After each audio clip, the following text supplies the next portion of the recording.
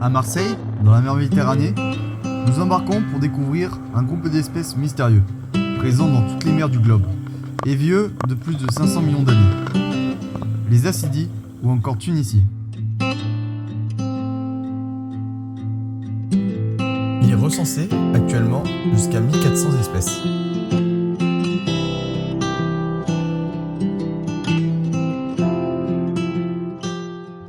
On les retrouve sur les substrats durs. Elles affectionnent les infractuosités et le coralligène, répartis depuis la surface jusqu'à environ 200 mètres de profondeur. Ces drôles d'animaux possèdent, au stade larvaire, une sorte de colonne vertébrale, nommée notocorde, ce qui en fait de tous les invertébrés notre plus proche cousin. Après 24 heures, la larve va se fixer au substrat pour se transformer en adulte au bout d'une vingtaine de jours et prendre sa forme définitive.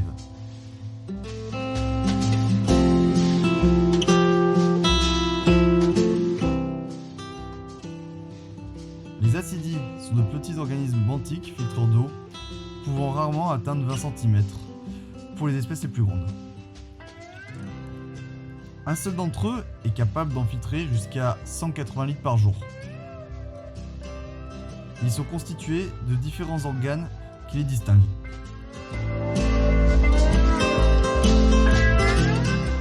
Tout d'abord, parlons des organismes simples et grégaires. Ici, nous distinguons un siphon buccal, qui est l'orifice visible le plus large par lequel l'eau va être aspirée à l'aide d'un courant induit par le mouvement de petits cils. Ensuite, nous retrouvons le siphon cloacal, plus petit et situé plus bas, par lequel va être expulsée l'eau, les excréments et déchets ainsi que les gamètes lors de la reproduction. On retrouve enfin, à l'intérieur de l'ascidie, un pharynx branchial, lui permettant de filtrer l'eau par ses stigmates et donc de respirer et de se nourrir.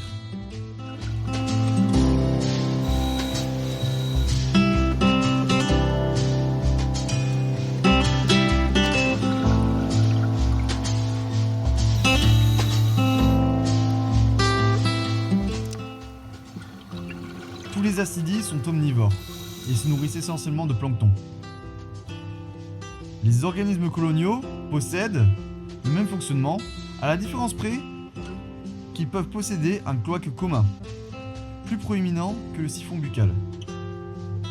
Chaque individu est également lié vasculairement par un stolon basal, à l'image d'un rhizome de plante.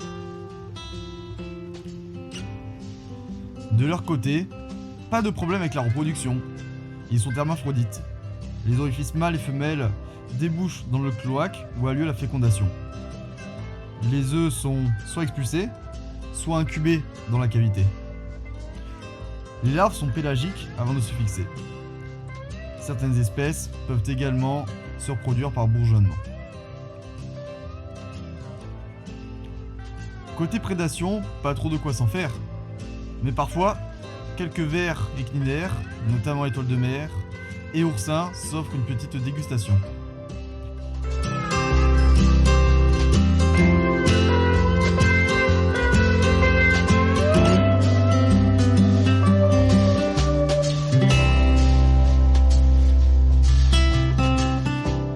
Différents mécanismes de défense peuvent être adoptés, comme du mimétisme ou un durcissement de l'épiderme.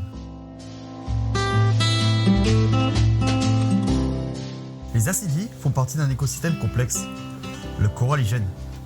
Celui-ci est fragile et est exposé à de nombreuses pressions anthropiques, liées en partie à la récolte de certaines espèces, pour leur valeur commerciale et à leur altération par les activités de la plongée et de la pêche. Ceci a malheureusement créé avec le temps un appauvrissement d'espèces. Il est donc important de sensibiliser les acteurs du milieu marin afin de permettre à notre belle biodiversité marine de prospérer.